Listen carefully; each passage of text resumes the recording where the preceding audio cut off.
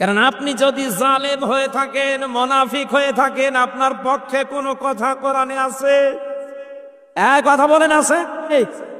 আমি কি নতুন করে কিছু বানাবো নাকি?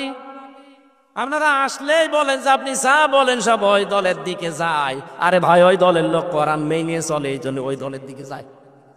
আপনি তো কোরআন মানেন না, আপনার দিকে যাবে কি করে?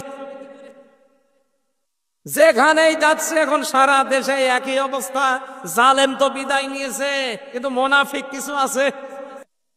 এই মুনাফিক গুলো খালি বারবার বলতে থাকে আমাদের বিরুদ্ধে যেন বলবেন না। আরে ভাই, আমি কি আয়াত নতুন করে তৈরি করব?